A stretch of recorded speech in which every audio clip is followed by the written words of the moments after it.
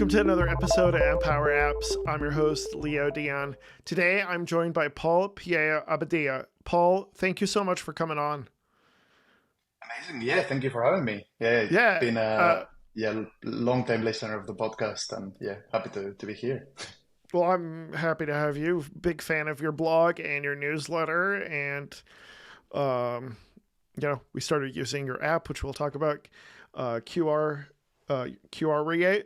So I am super excited to have you on. We met in Italy in person. Mhm. And so, before we get started, I'll let you go ahead and introduce yourself. Yeah, so I'm Paul. I'm an iOS engineer. I've been for the past about 6 years.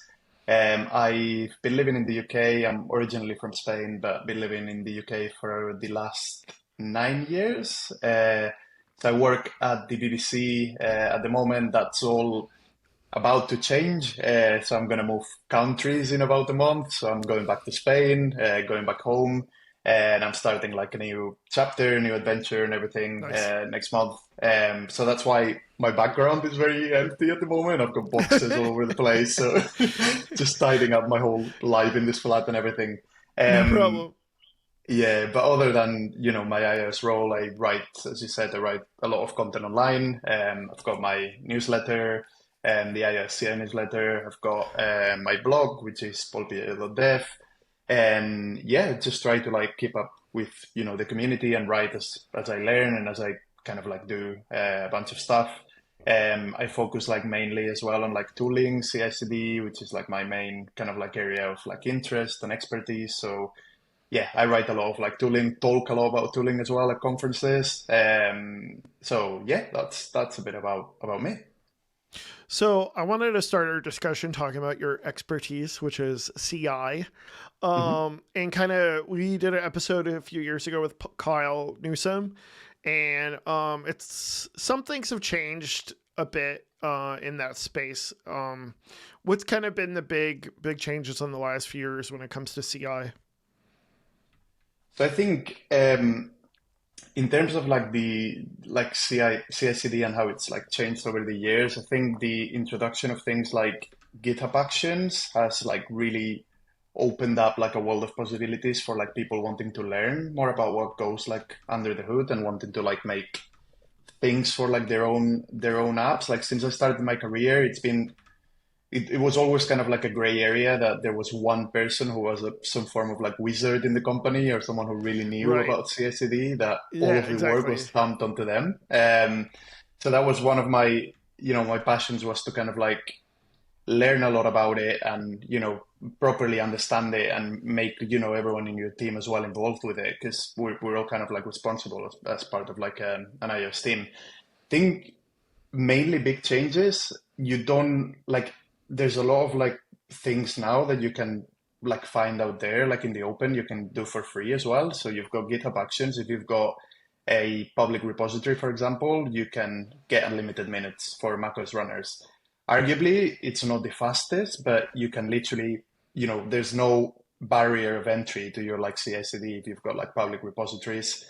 Does it have the Um, fastest updates? Let's not forget that one.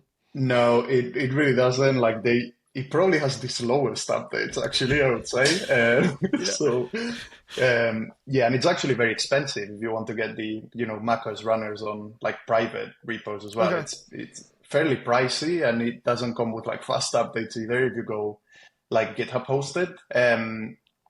But yeah, there's that, like how open like things are becoming, how much content there is out there. I feel like there is quite a lot of like resources that from people. I don't know, one that comes to mind is Roger, who's one of the core contributors at Fastlane.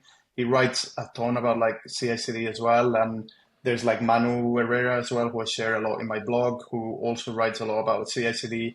And I feel like the this is one of like the main like changes I've seen over the past few years, where a lot of people have seemed to be like very interested and writing a lot of content about the actual, building side of an application.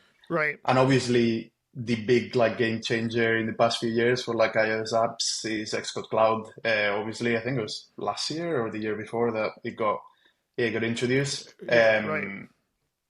But yeah, it's made from my point of view, it's made like deploying apps like super easy, and setting up a CI/CD pipeline for your iOS app is literally just a no-brainer, directly from Xcode, and it's just super easy.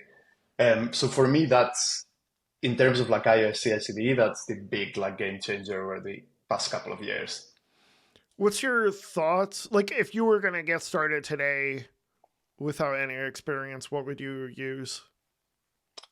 So if I was a company that was starting today, or if I was an indie dev that, and I've actually done that for QReate as well, I would go for either Xcode Cloud, or I would go for whatever like either the company is using and people are most familiar with. Yeah. I think there's like options which are very, if it's not Xcode Cloud, GitHub Actions is risky. I would probably go with, if you go in GitHub hosted runners, it's risky because you're gonna get pretty slow runners, or you're gonna have to pay a lot for the fast ones, and Right. you're gonna be waiting a long time for updates. Yes. And yeah, but if you like, this is what we use at the BBC is GitHub Actions with self-hosted runners. That seems to be like, a very, you're in charge of your machines. You can basically just commission them and Right. sign them, provision them yourself. You can also, I think a lot of people are going down the route of like AWS, like EC2 instances with, you can basically spin up, so you don't actually have to maintain the physical hardware. So you can just spin up, machines in AWS. Personally, I would go for Xcode Cloud if I'm doing Really? an app. To be honest, I think I found that workflow absolutely frictionless. I'm a big fan of like Fastlane as well, and how much it's improved like the code signing, which is for me the biggest troublemaker when it comes to CI/CD, Yes. and Yeah. you Match is know uh, amazing. yeah, it really is, and it's made things super easy. But when you've got Xcode Cloud, you kind of forget that code signing actually exists. It kind of Right. all happens under the hood for you. It's all kind of managed. They will create like all your provisioning profiles, everything you need. Um, so yeah, that's what I would go. It's been what I've used for any like indie kind of like small apps that I have made. There is a big problem with that. There's a limitation with that at the moment, and the limitation is that you can't have standalone Swift packages basically on Xcode Cloud. Yeah. So Right. if you, That's not their yeah, forte. That makes sense. exactly.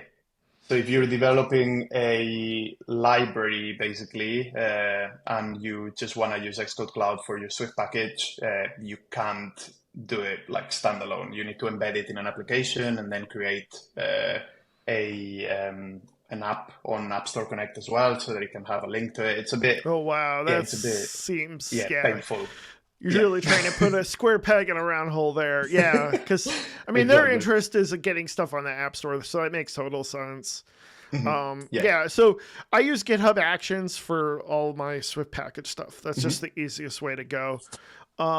Yeah, the headache with versioning. So there's one issue, maybe I don't know how you'd get around this, is like how could you do like something like self-hosted on a public repo? Because they definitely discourage that for security reasons. Like if somebody forks, they can run it on your machine and stuff. But it's like I don't know how else to get around the fact that they don't update their machines. But then I want to test my Mhm. public repo on a modern OS that's been around for a few months. You know what I mean? Yeah. I think you can. So I think you can. I understand why it would be discouraged, but I think you can prevent people from running the actions if they're like on a fork. I think Okay. you can do certain like security measures around it, so you can like really be in control of what gets run on your machine. Okay. Um, I think other than that, I know it is like, yeah, it's a massive like limitation that you can't, yeah, the versions are so old, but for my open source like Swift packages, I just use like GitHub Actions with GitHub hosted runners because they're free basically, and that's something that I Right. really appreciate. Right. Right. But it's Right. not, Right. yeah, it's not Yeah. great though. Like the performance, I think they're Intel machines at the moment. I don't know. Last time I checked at the roadmap, it was the fourth quarter of this year that they were introducing M1 like silicon. I don't know if they've done it Wow. yet. Wow. But yeah, there's still Intel runners limited to 3 cores on the free tier, which is really not ideal. Yeah, you can So I go run for all the my Excel, my but apps. I do GitLab because it's super Mhm. cheap, and then I do GitLab CI, whatever they call it. I forgot what it's called. And then run Fastlane. What are some besides the simplicity? What are some advantages or disadvantages with like Xcode Cloud over using another service? I think advantages, it's how easy it is to set up, and how fast everything is in terms of like the support. Not that the Okay. runners are actually that fast. I think the last time, this was a long time ago, but I had a conversation with someone about the runners still being like Intel virtual machines. Okay. It was like a bit of a strange setup they had, so it made like builds a bit Yeah. slow. It's whatever they got Um, from Build Buddy. yeah, yeah, Right. Right. yeah. So yeah, I think the main advantage for me is how quickly I mean, it makes sense because it's their tech, right? Like their tech Mhm. stack and their versions and their machines. But how quickly they actually adopt new, like, beta versions, new like software releases for like macOS as well, and how quickly you can run on an Xcode beta, and how many options you've got. So yeah, I think that's one very big advantage. Like probably I've not really looked into how quickly they do it, but every time I check, there's like the latest beta, there's like, the most stable release, and you go back like a couple of versions as well, of Xcode usually. So I would say that's the main like advantage. It feels like it's kind of like the native approach, like they're gonna Right. have access to everything before everyone else does in a way. So they've got like more time to kind of like prep for it, and they're gonna be quicker like putting out like workflows. One And I think they're thing going to that, financially invest it, being that Apple is yeah, trying to pivot towards service. It's like, yeah. okay, like they're already trying to upsell you when you have Xcode, so it makes total sense. Mhm. Disadvantages, I would say one of them is the Swift package thing. I was really, really hoping for, they actually have some documentation about how to build Swift packages on Xcode Cloud, but it Okay. literally just says it's not supported, like standalone. As soon as you click on it, it's very misleading. You Yeah. go on it and it says you can't do it standalone. You need to create an app target and then put your package in it, add it to the test plan, and then run the tests, which is Okay. not what you want to do. And yeah, another disadvantage I would say is that it's quite young, I guess, like it as like a technology, like they was only released like a couple of years ago, so there's still like limitations. For example, with Fastlane, you could do on GitHub Actions, you could do like deliver like very very quickly to upload metadata and release notes and all that stuff. And there was no native way of doing it in Xcode Cloud until fairly recently, where they introduced like a directory called, I think it's release notes or text files or something, where you can actually say what you want to put in your release notes in test flight. Okay. So that was added only recently. So it's going to get better over time, and they're going to invest time, I guess.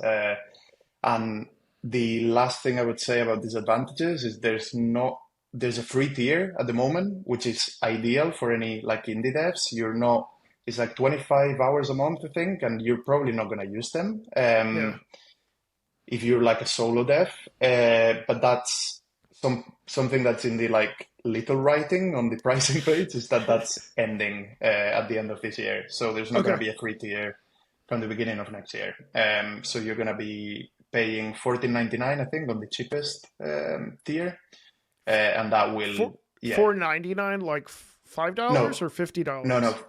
15, as in 15. 14.99. Yeah. Got it. Got it. Okay. Okay. Yeah. So Yeah. that's a month for 25 hours of like compute time. So yeah, it's going to be a paid service. Basically, there's not going to be an option for a free tier, regardless of the usage. That kind of Yeah, sucks. it If you does. already have an existing infrastructure for CI, like for me, like I use Fastlane and I have custom tools that I have pre-built, like Xcode Gen and using GitLab and all that stuff. Is there any reason I should be switching to Xcode Cloud? I I wouldn't. say so, to be honest, at the time. If Yeah. you've got a Okay. setup that works for you and you're adapted to that workflow and it works for you, then I wouldn't say there is like a reason to do so. If you were to switch as well, I don't know how it works with like Xcode Gen because I think it needs the Xcode project committed to the repository for Okay. Xcode Cloud to Yeah, you work. can't run So any pre stuff. Okay. yeah, so it Yeah. might be a bit tricky. So I think you can run a post clone. So maybe you're able to kind of like generate the project then. I think that's where Right. you install like the third party dependencies. So maybe Okay. you're able to generate the Xcode project there and it might like pick it up. I'm not quite sure how that will work. But if you wanted to use your Fastlane scripts that you already have, you can like use them still with Xcode Cloud. You can put like little hooks at different places. You can install like Fastlane as Nice. well on the Okay. runners. So you can still like reuse some of the logic you have.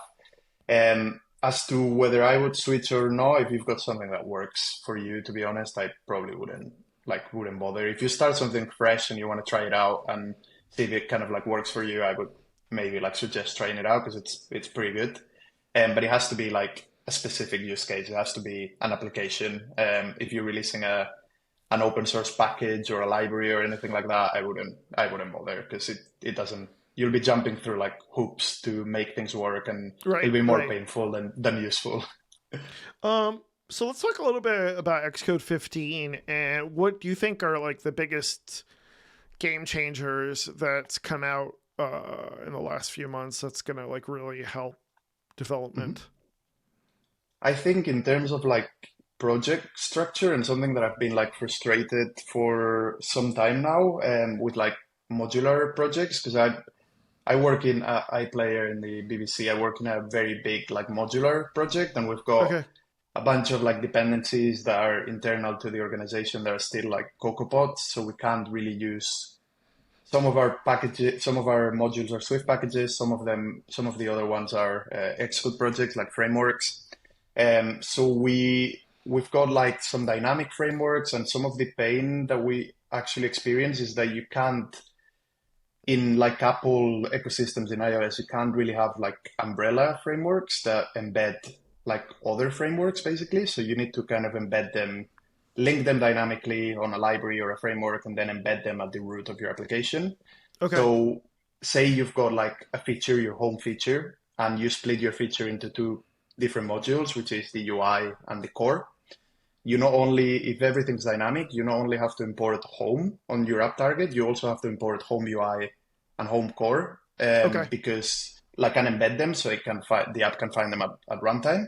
Okay. So that was one of the like biggest like pain points that I always had because this, even though you can enforce it with like some coding practices, it actually leaks like the two modules because you have to import them up and embed them at target level. Right. Right. So Right. this is all changing with mergeable libraries, so which is something that they introduced with Xcode 15. And I think yeah, I've tried it on a couple of like modules as well at work, just on a few like demo like spikes and tests. And it works very well. Like what you can basically do is you can tell it to create like a binary. It works kind of like Umbrella framework, so you can technically have it embedded libraries in a framework in a project.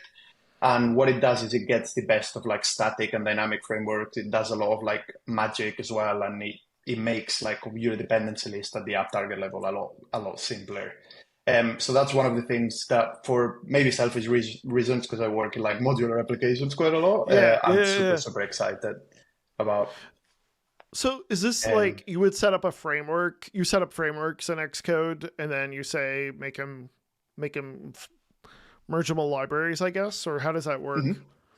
So you basically do it at the framework. So there's two ways it can work. So at the framework level, at the library level, you tell it whether you want automatic or manual mergeable libraries. So Okay. library merging or whatever it's called. And it will grab all of the dependencies. And if you select automatic, it will try to merge all of the dependencies into the final binary of that library. Okay. And then whenever you embed or import that library into your app, you will no longer have to embed any of the dynamic libraries it's linking against. It will Hmm. just happen magically. And the other mode is, I think it's called manual. And then you basically pick and choose whichever libraries you want to merge and whichever you actually don't. So it's a bit like manually. Okay. You do it manually. In that case, it is pretty cool. It's one of the things that got kind of like missed. It didn't get a lot of attention, but if you've got a modular application and you're struggling with like massive dependency lists and embeds in your app target, this has come to fix it. Like it's absolutely fantastic, and they've done some pretty amazing work on it. So with Bushel, I think I'm up to like 20 different like targets. And Mhm. I do all Swift packages. Is there any Mhm. advantage I would have with like mergeable libraries when it comes to everything being in a Swift package?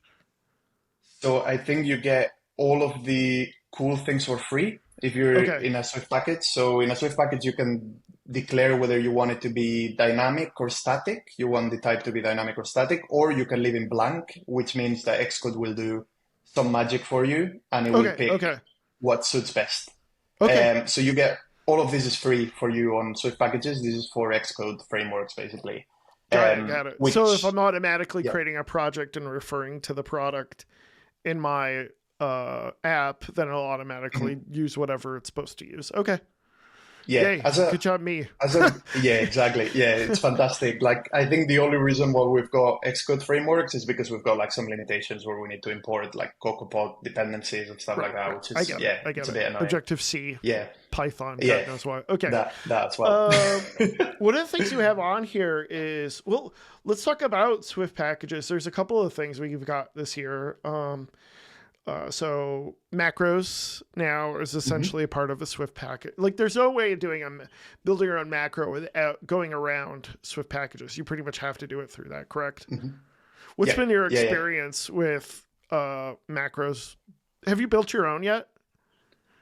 So I tried the like demo URL one, Okay. like the type safe URL, Yeah, and I yeah, yeah. tried the like stringify one as well. I'm still struggling a bit. I'm not gonna lie. They're pretty complex to kind of like understand, Yeah. and yeah, I'm kind of working on one that's now a like little testing library. So something I did with with Sorcery a while back, where you can Yeah, that basically makes sense. generate mocks, yeah, directly. Just trying to do it with macros, just to learn basically and get some more like level of modularity with those macros. It's pretty impressive what it can do. It's very, very cool, and I do like anything that's like compile time and build time, and it kind of like gives you that compiler safety as well, and you can even write like unit tests around it. I'm a big fan of, and it doesn't require having to go use another tool to kind of like generate code as well, which Right. is, yeah, it's pretty impressive.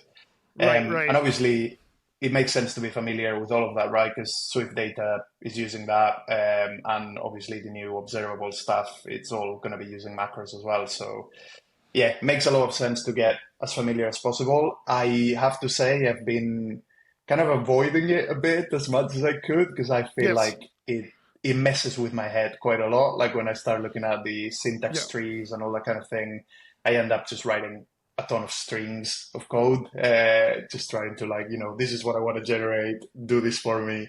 Come on, But yeah, Chat how have GPT. you found it? Write your Yeah, macros for exactly, me. exactly. Come on. Yeah. How have you found it? Have you So made any macros yet? I am the same. I'm a consumer, not a Yeah, developer of macros. yeah, yeah. I just to once I go down that rabbit hole, I'm just never gonna get out. And the next thing I know, I've had like 200 macros uploaded to GitHub, and it's like no, I need to build an app. I need to like actually use them. So in that case, so as a user, I think I mentioned this, just a couple of weird things where like like some stuff just doesn't work quite the way you think it would. I've had some weird Mhm. issues where I had like the day before WWDC, I had like a class or struct called preview, and then I'm like trying to use new live previews, and it wasn't working because there was a name conflict, and of course I didn't know that. Like, and I'm Yeah, like, these live previews don't even work in my version of Xcode. What's going on? And then I realized, oh, it's because I had a type I put in the day before without even knowing they were going to set these up. And then like there's some weird stuff if you still have like availability markers or Okay. availability attributes. That kind of messes with it, so I have to figure out a way around that. Ooh, Um, interesting. but yeah, I mean, it works. I'm glad we have expansion so we can actually see what the heck is Mhm. going on. Because without that, I think, it'd be weird. But yeah, I'm using observation and SwiftData everywhere. So Nice. I'm totally a consumer now of macros everywhere. I've started using like SwiftData in quite a lot of places now, and I think it was yesterday I had like Twitter rant because if you've got like a big chunk of data that you're loading from the database and Hmm. you're doing like expensive stuff, it like your UI suffers quite a lot. Okay. And the reason for that, even though they release like model actors and you can put everything in like an isolated actor that runs on a different thread, Okay. the database access has all been synced up to the main thread. And it's very, very strange, but I think there was an issue in before beta 7 where you were able to kind of like do things on the background, but then that those changes wouldn't synchronize to the main thread, so the UI wouldn't refresh until you kind of like restarted the app. Yeah. And then people like devs complained about it, and then the solution seemed to be to put synchronize the changes on like the main thread, so kind of put all the database access on the main thread, which is pretty annoying. That issue is still on the like RC as well. And on that thread, like someone replied saying that they were like, a few people replied saying they were experiencing the same issues as well. And yeah, I feel Right. like it's been a bit frustrating, but I actually love like Swift data and how Yeah. easy it makes everything. So I'm hoping that that gets fixed like at some point soon before the Wasn't that release. like one of the big things with managed object context was you were supposed to run it on the background? So it's like Yeah. weird that like Swift data require. I guess I see. Okay, you're updating the view, so you want it on the main thread, but Mhm. still, I could see in your case that being a pain in the neck. Yeah. Um, So I think you're able yeah, to run all of the kind of like code all the way up until so it needs to synchronized. insert into Okay, the database. I think all of that can happen in another thread, but it's just the database access and stuff that seems to be on the main thread. I'm not entirely sure why, but yeah, it's something that we're kind of like struggling with at the moment. But Are, yeah, hopefully it'll get fixed. do you miss anything with core data?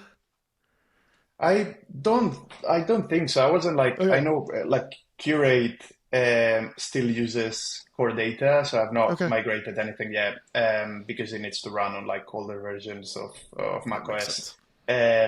But I quite like it. I'm quite happy with the way core data works, and at any of my jobs we never really used core data, so my experience is not like amazing with it either. Yeah, Like I've not used it like extensively other than my own apps, and my experience has been all right, apart from like some weird crashes that you get every so often that you need to right, look right. into. But yeah, other than that, I'm quite happy with it. Yeah. There's nothing, and I think there Yeah, was a no, I Swift like package. Swift data. I feel like now it's Mhm, like I don't feel apprehensive about using core mhm. data. Like I didn't have anything against it, but I was like, I don't really want to put this in if they're going to replace it. So to Yeah. finally have that replacement, it's like, okay, now I can, like, I don't care if there's bugs with it. I'd rather work with this and know Apple's going to maintain it as opposed to like core Mhm. data, which is like, um, yeah, Yeah, pain in the neck I to think deal with, and the interface is still so Objective C like. It's just like, it ugh, really is. yeah.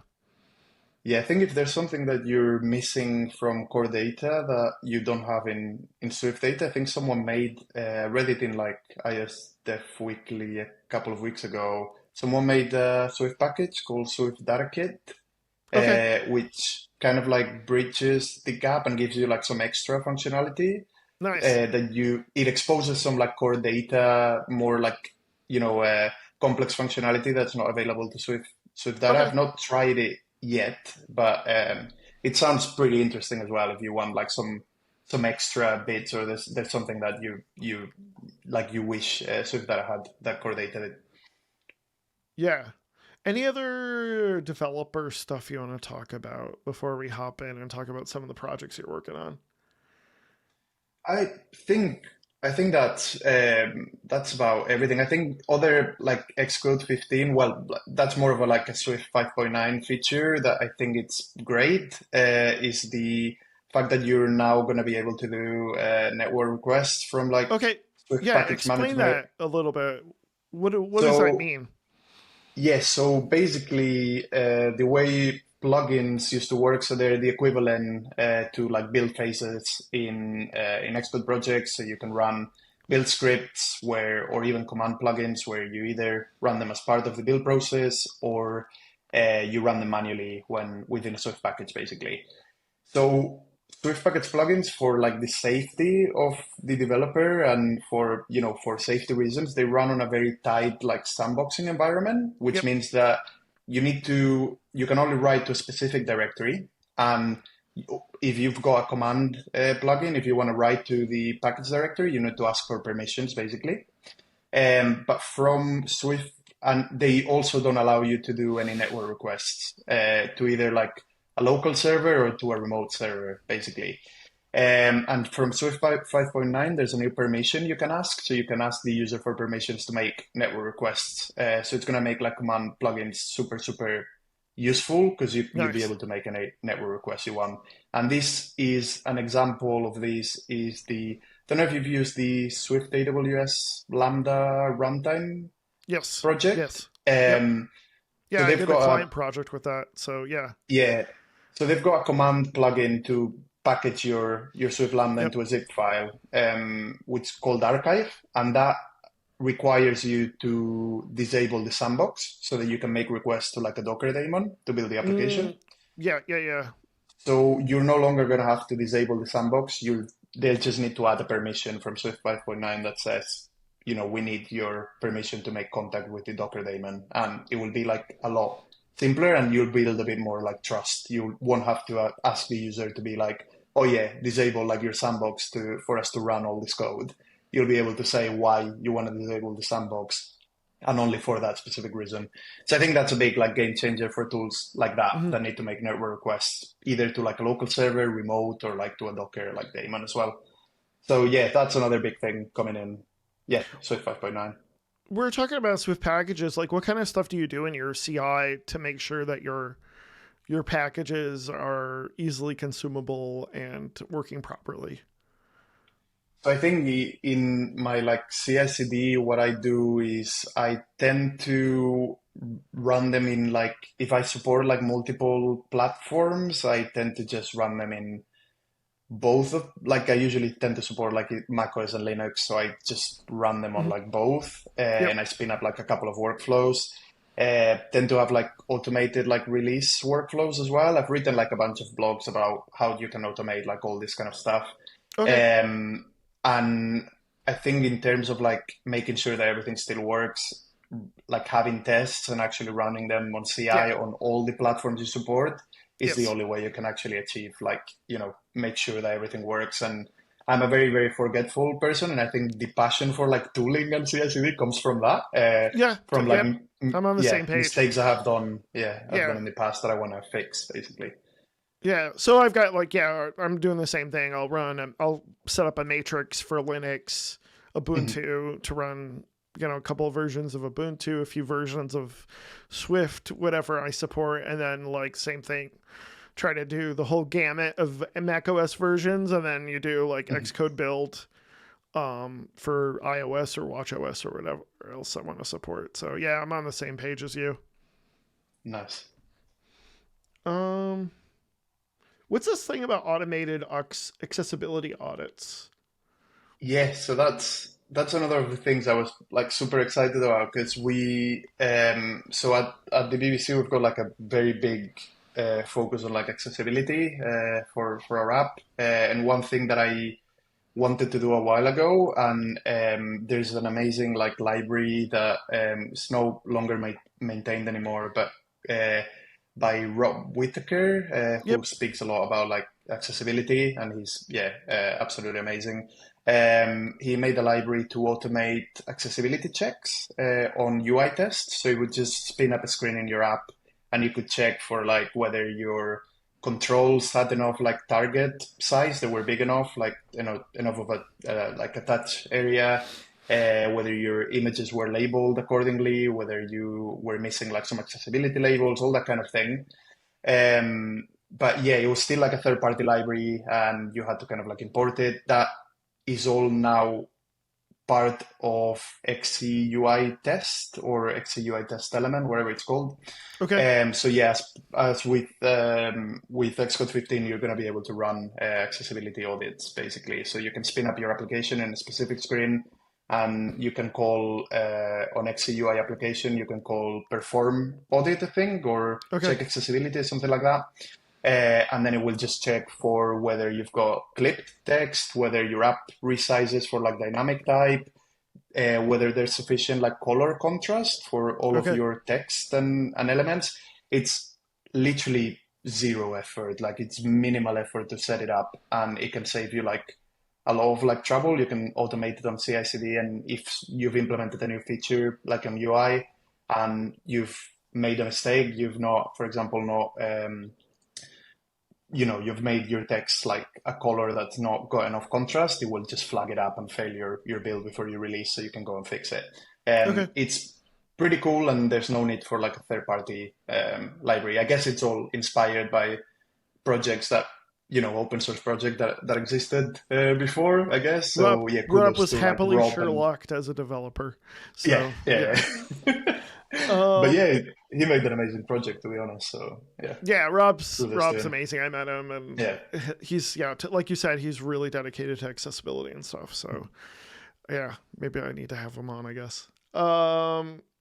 Okay, what have you been working on? Well, first of all, let's plug your app that I've been using. If you're watching this on YouTube, if you look, I think I'm going to put it on the lower end, assuming you're or on the top. Usually it's one of the two. You'll see a QR code there that I always put that goes to either the Transistor social media page for this episode, or it'll go. I've been lately linking him to Bright Digit podcast episode page. And I also have that there on YouTube. So people who want to subscribe to the podcast can do that. And, if you want to subscribe to the YouTube page, that's good too. So, do that right now while you're listening to this. But yeah, I had been just pulling them up. There's a website I used to create the QR codes. It was fine. There was always finagling to get it to work properly. And then I'm like, oh, Pol, you did it. You created what I've been looking for, because I was like, it was on my bucket list of apps to create, but I'm super glad. In this case, I'm super glad somebody else has done it for me. We have QReate. Yeah. Okay. I think it, yeah, however you want to pronounce it, I feel like I don't even know how to pronounce it myself. So, yeah. But it's awesome. It's been a great tool, a great asset for the production of the show. So I'll let you explain it and why you made it, and what are some bells and whistles that you really love about it. Yeah, so the reason why I made it, so for anyone who doesn't know the app, it's QReate, however you want to call Curate. it, you can call it Curate. I that. like curate. Like QReate, curating. yeah, Yeah, no, that's good. perfect. So yeah, QReate is a QR code generator basically. So you can create any QR codes, give it some content, it's pretty customizable at the moment. So you can choose like the shape of your QR code, the color, background color, all that kind of stuff. And you can quickly export it to like your clipboard, or put into like an image, like JPEG, or I think it's PNG as well that I allow to export. And it's got no tracking, no anything like that. Everything stays on device as well, which is something that people love, and something I wanted to make. Because one of the frustrating parts is that finding a QR code service or website that actually works well is pretty hard. Yeah, it is. And sometimes you don't really want to, and most of them offer like tracking by default. So it basically will give you, they're either like paid services, or they give you Like a like UTM some, type stuff. yeah, or Yeah, some yeah, like, yeah. yeah, some specific like how many people have viewed it, all that kind of stuff, which can be useful, but sometimes you don't actually need it. Like for Yeah. example, the reason why I made it was because I wanted to create like QR codes for my talks. for the talks I give at conferences That's and awesome. for like Twitter sometimes. Yeah. And I just wanted something very, very simple. And yes, I honestly thought no one was going to use it. It was just going to be me. And I was happy about that because I needed the app. And it turns out like it got a very like nice reception. Like people have been using it a lot. Yeah. Every time I go to like a conference, people like I went to IOSF UK a couple of weeks ago to speak, That's right. and That's right. Yeah. the organizers were using like use Create for all the like QR codes in the slides for the introduction, and they were like, "Oh yeah, we used your app," and I was like, "Oh yeah, that's very nice." And then I got a message today as well that someone was used my app to create QR codes for the slides in Spain as well. So yeah, it's pretty nice. It kind of fits like the use case that I had, which is, creating QR codes for presentations and for like sharing your work basically. I think that's how I brand it, like a simple way of like just sharing what you Yeah. do.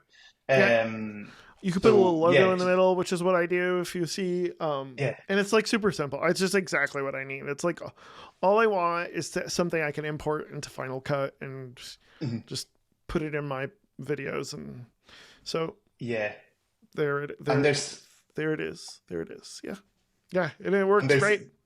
So there's nothing yeah. in the middle either. So like it's all just a QR code with a URL. So and the URL you provide. So there's no proxy or anything in the middle. So the QR codes are not going to stop working like ever.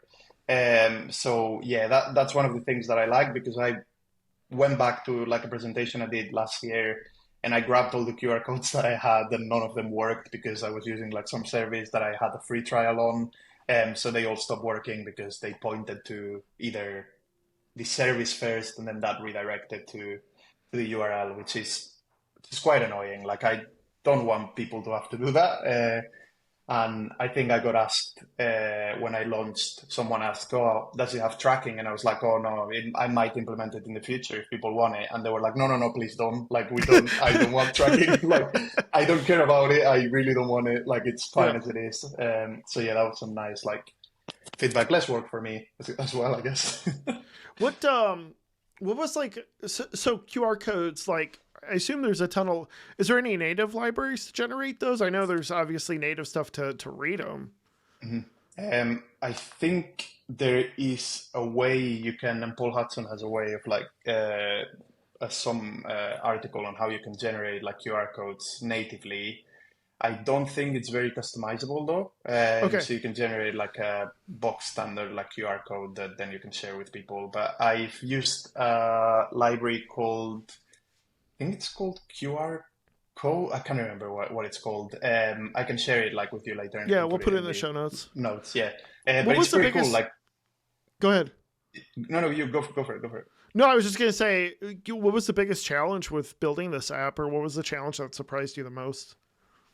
I think the challenge was my lack of experience with macOS. I think that was my biggest challenge. I use SwiftUI like for the whole thing, to be honest, Yeah. and Yes. setting up the core data stack was a bit off, and then getting it to sync with like CloudKit because I'm working on the iOS version at the moment.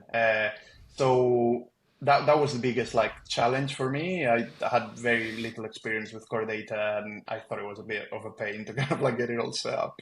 Yeah, yeah, yeah. Um, but I think that was the biggest like thing, and my lack of experience again with macOS made it a bit hard to kind of like just how do I make this like split view and all that kind of thing. Turns out with SwiftUI it's pretty simple, but I think once I get to more complicated stuff, and that's what I have been dreading. So I'm currently working on the iOS part and also working on like templates. So someone requested if you wanted to kind of like share a Wi-Fi password QR code that you could generate like a template that would just have the fields already for you rather than Okay. having to hard code like the URL and type it out yourself.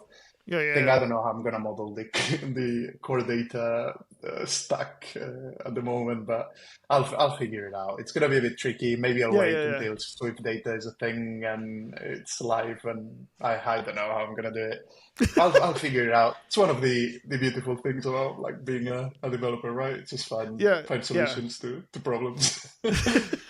Yay. Yeah. Um so what else have you been working on lately? Um, So yeah, apart from QReate, I think about a month ago I started working with Hide, who I think you met in Turin as well. Hmm. Yeah, we did an And he episode about the watch ah OS 10. So awesome, yeah. nice. So yeah, I've joined him in an app called Now Playing. So we're now both working on it, and yeah, just working with him on the iOS 17 update as well. And What's now we're playing? so Now Playing is an app. It's a music app basically that allows you to discover data and trivia about songs, and you can like save songs as well into Okay. your like collection, and you can basically like create your own little collection of music as well. You can see for a song, if you're playing on Apple Music and you jump over to Now Playing as well, it will show what you're currently playing. So you can tap on it, Okay. and it makes sense because it's called Now Playing, right? So it shows you Right. what it's playing Right. now. And then you can jump on it. You can see how many awards it's got. We collect data from like a bunch of different APIs as well, and we show lyrics. We show like certain notes and trivia and facts about the song itself, who Okay. wrote it, like other than just like the artists themselves, where it was recorded, all that kind of things. So it's like your companion kind of to Apple Music Yep. at the moment. So yeah, we're just working Does it together on plug it, into which Apple Music or the Apple Music API or any of that stuff? yeah, so it Okay. does work with Music Kit, basically alongside other APIs as well. But the main source is Music Kit If you're for. listening to something in Apple Music, does it give you the trivia, or you have to pull up the app? Or So you need to go to the app to okay, give you the trivia. okay, So and you listen. yeah, You can listen to music through the app itself you can't at the moment. You can at the listen moment. to small previews and Okay. snippets, but all I can say is it might in the future. Yeah, yeah, yeah, yeah. We'll Yeah. see. Yeah, we'll see. It's Maybe one of the maybe things some we've Shazam been kit discussing. work I could see in the future, or do you So already have that? we've got that. So Okay. we've Okay. got Shazam Awesome. Kit, so you can basically listen. So it was built as well as like the Watch app was built as like a party companion as well. So you could Yeah. just like have it listening to songs, and it would just like give you facts about them as That's well as awesome. you were in a That's party and stuff. awesome. Yeah. So yeah, that's very exciting. I think yeah, so he had the app before he released it like on his own, and then we met in Amsterdam last year, and we got on like very well together. We both like have a passion for music as well. We both like collect records, and then he moved to Manchester, where I lived as well from Amsterdam. So it was kind of like the a lot of things fell into place as well.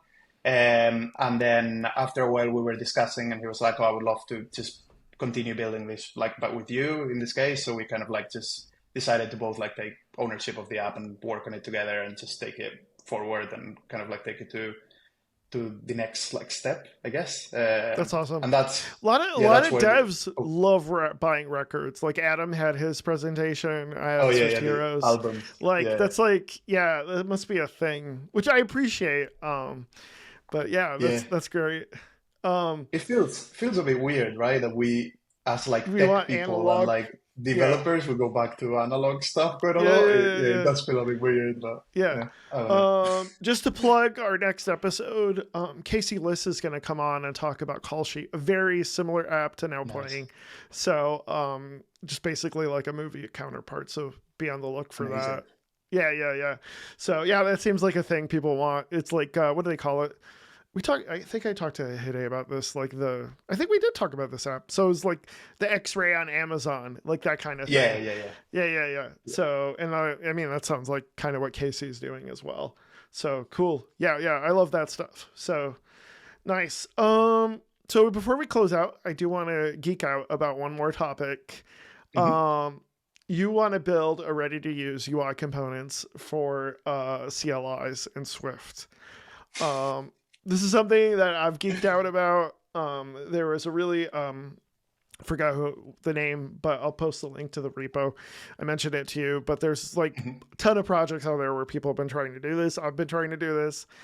How's that been going? And you want to kind of explain what you're trying to do exactly? Yeah. So my work has been like so I'm very when I started like developing command line applications before I went to just making everything with like Swift, I did a lot of like JavaScript for like CLIs.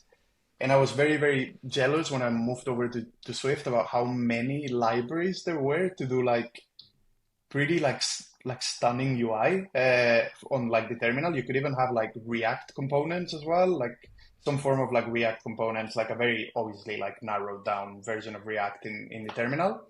Um, and that's what kind of like inspired me to, yeah, to kind of like migrate. And the reason why I did it was because I wanted to use a library called Clack, which is a JavaScript library that allows you to do a like step-by-step form of you can can send you the link and you can put it on the show notes as well. Yeah, But yeah, yeah. it's like a step-by-step form with like async like spinners and loaders and like text fields and Yes. like placeholders. Like it's got selects like multi-select speakers. It's pretty amazing. Like all it can do. Um, and I want just to build like a Swift port that I can use because I really really like the library. It's made by one of the creators of Astro, the web framework, who's called Nate Moore, I think. Okay. So yeah, it's got like a lot of backing. I think Astro used it. I don't know if they still use it. Cloudflare, the CLI, also uses Clack under the hood, I believe. Okay. Okay. So yeah, there's a bunch of like people using it. But I have recently, so I'm giving a talk next month in Leeds about like CLI applications, and I'm going to be talking a lot about how to make like a beautiful like UI on the terminal. So I'm going to be talking about like all of these geeky things you can do, and I've come across like a ton of like libraries. I hadn't come across the one you showed me, Yeah, and I'm that's going to be Renz trying it out. Brewer who posted it um on the SwiftUI or the Swift subreddit a while ago, and I'm like, I've been looking for something like this because there's like a lot of tools out there. I used to be subscribing to, forgot the subreddit where it was like basically a showcase of like different terminal tools, and Nice. I'm just like, I wish. So we have Argument Parser, which is awesome and fantastic, but I wish there was something like to build these really cool terminal applications. And I'm just like waiting for the use case to use this. And like, Yeah. I think I'm thinking like maybe one use case is like when you're running a Vapor server, it'd be nice to have an interface like a dashboard to show you what's going on Vapor. That's kind of one thing I've had in the back of my head. I have a few ideas, but like, yeah, it's just like the ability to see progress, the ability to like do colors, and it's all like I started playing around with like ASCII codes and stuff, so I've definitely gone down that rabbit hole of like, Yeah. okay, so that stuff is actually easy. It's when I start doing like, okay, how do I use like how the heck does SwiftUI do view builders, and how do they Yeah. do states, and how do they do like all this stuff that's just like what is going on here, and how do they build these views? Because I want to do something like that. Like I know how to do it with characters, but I don't know how to do make it as friendly as SwiftUI is. You know what I mean? Mhm. Yeah. I So know what yeah, you mean. that's where I got stuck. It's yeah, that project looks super super promising. Like I'll be trying it out because what I'm doing for my talk in Swift Leads, I'm doing a command line tool that uses Music Kit to like fetch song information. So similar to now playing basically, where I get a ton of like songs information from like a text field where the user can type in, and then I'm gonna do a list where the user can like scroll and pick from that list, and then it's gonna launch an application and it's gonna like play the song basically. So it's like a heavy like involved like Yeah. Swift CLI. So what are they? So And he yeah, worked. Renz works at SoundCloud, and he has an example of using SoundCloud. oh nice, So you know, you got you that's got pretty a cool. you got a starter there. Hopefully, Nice. I'll have a yeah, look. Yeah, I'll have a yeah, look. yeah, yeah, Amazing. yeah. But yeah, there's some like projects out there. I don't know if you've come across ANSI Terminal. There's like Mm-hmm. it's a Swift package that it simplifies all of the changing colors and Yes. making Yep. things like bold and stuff. And you can Yeah. also read like the cursor position as well, and you can like jump around. You can Yes. move the cursor. Yeah. It's pretty entertaining. It's pretty cool, Yeah. but your Yeah. code gets very messy very quickly, and it's It very easy to does. kind It of lose does. focus. Yeah. Yeah. But Yeah. yeah. Yeah. So Yeah, that's awesome. We've got to keep trading notes on that. So I'll let you Yeah, know. absolutely. Yeah, I was Yeah, gonna yeah, yeah. say, keep me updated with how you get on and stuff like that, because I'd be super interested to And hear if what you do. you're So somebody who's also interested, listener, let us know in the notes. We'd love to hear any feedback. absolutely, So, yeah. anything else before we close out? I don't think so. Yeah, no, well, obviously, thanks for having me. Like I've been, as I said before, I've been a fan of the podcast, and I met you in Turin as well, and we spoke for a bit, and yeah, it's a pleasure to be here. Really, really enjoyed it. Where can people find you, Paul? So they can find me pretty much everywhere now. I'm completely overwhelmed with social media. So they can find me on run a newsletter called actually, there's one link where you can find everything. So you can either go to bento.me/Paul, or Okay. you can go to a little service that I have called Paul.link. If you go to that, it will show you all of my links. So you can find me everywhere there. And Awesome. whatever suits you, whatever social media you're on, you can like find me there. I'll probably be. I'm not on Blue Sky or Threads in the other ones. I think I am. I think I have enough social media now. Can't cope So with if you want to anymore. find Paul's MySpace or AOL Instant Messenger name, go there. Thank you, Paul. Really appreciate it. Yeah, same. Thank you so much for having me. People can find me on. I'm still not used to saying this. X at Leo G Dion, Mastodon at leogdion.ca.im. My company is Bright Digit. You can find all my links there as well. Thank you so much for joining us for this episode, and I look forward to talking to you again. Bye, everyone.